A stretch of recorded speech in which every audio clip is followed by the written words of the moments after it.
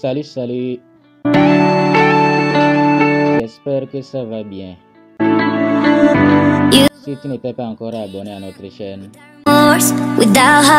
fais-le pour nous faire plaisir.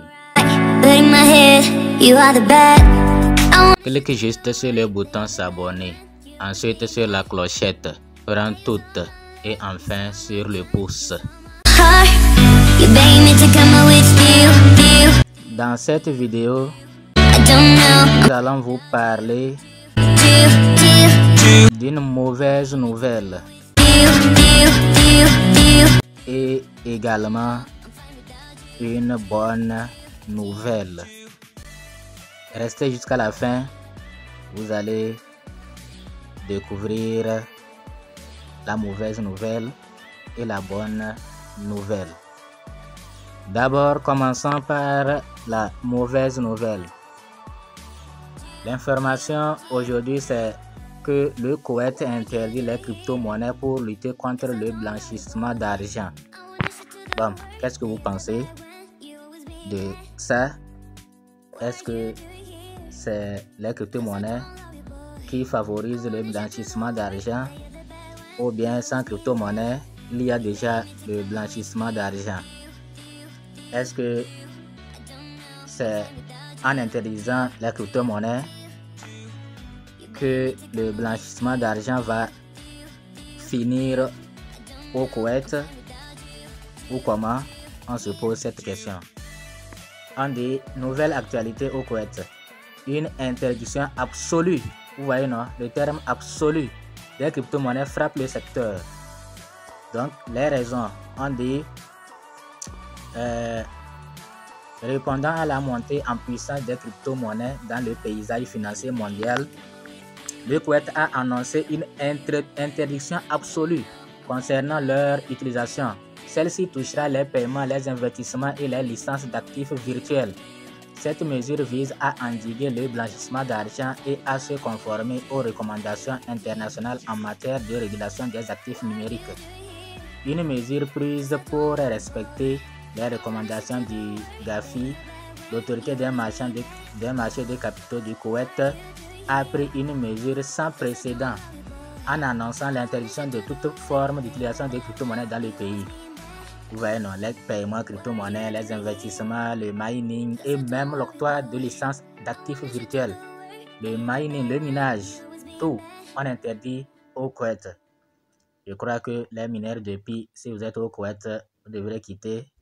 Les mineurs de Bitcoin, mineurs de crypto-monnaies. Le Koweït n'est pas un endroit approprié pour vous. Cette initiative découle de l'article, etc. Donc vous voyez, non, ils sont sérieux quoi. Ils sont vraiment sérieux. Vraiment ces gens-là. En effet, ils exigent des pays des mesures strictes pour prévenir le blanchissement d'argent et le financement du terrorisme à travers les crypto-monnaies. Donc vous voyez, non, que c'est grâce aux crypto-monnaies qu'on finance le terrorisme. Vous voyez, non. Le terrorisme a commencé quand? Et les crypto-monnaies ont commencé quand? On ne sait pas. Ok. Ouais, non. Que le Koweït s'efforce de renforcer sa position en matière de conformité aux normes internationales et lutter contre les activités illégales liées aux actifs numériques. Ok. Ouais, non. Donc le Koweït interdit les crypto-monnaies. Et c'est une interdiction absolue. Il n'y a même pas de faveur. Le mining crypto-monnaie fait partie des secteurs les plus touchés par cette interdiction. Le Koweït était devenu une destination attrayante pour les acteurs de ce secteur en raison de ses coûts d'électricité relativement bas. Donc les mineurs des crypto-monnaies Bitcoin et autres se sont dirigés vers là parce que l'électricité ne coûte pas cher et ils profitent pour miner les crypto-monnaies. Voilà que maintenant cette loi-là leur interdit le minage. Et ce n'est pas seulement le minage. Au moins s'ils avaient interdit parce que le minage de Bitcoin par exemple consomme trop d'électricité, on allait comprendre. Maintenant ce n'est pas ça. Le trading tout, achat des crypto-monnaies, ils ne veulent pas entendre parler des crypto-monnaies. Vous voyez, non. Mais il y a une autre nouvelle qui n'est pas mauvaise quand même. Il y a une nouvelle qui n'est pas mauvaise. Malgré l'interdiction, le gouvernement koweïtien montre également un intérêt croissant pour les monnaies numériques des banques centrales, c'est les CBDC. Donc ils n'ont pas aussi interdit les CBDC, ils ont un intérêt particulier pour les CBDC. Une éventuelle CBDC basée sur Hyperledger est étudiée par la Banque centrale du Koweït. Cela montre une volonté de s'engager dans la révolution financière numérique tout en maintenant un contrôle réglementaire. Donc comme les autres là, il n'y a pas de réglementation, donc ils doivent les chasser et laisser seulement les crypto-monnaies des banques. L'interdiction sans précédent des crypto-monnaies au Koweït marque un tournant dans l'histoire des actifs numériques dans la région. Alors que le pays vise à renforcer la sécurité financière et à combattre le blanchissement d'argent, l'industrie des crypto-monnaies est confrontée à de nouveaux défis. L'avenir du marché des actifs numériques au Koweït reste incertain, mais cette interdiction pourrait être le catalyseur de nouvelles évolutions dans le secteur des crypto-monnaies dans la région. Bueno, ok, on va s'arrêter ici pour la nouvelle concernant le Koweït. Le Koweït interdit la crypto-monnaie sur son territoire. Une bonne nouvelle.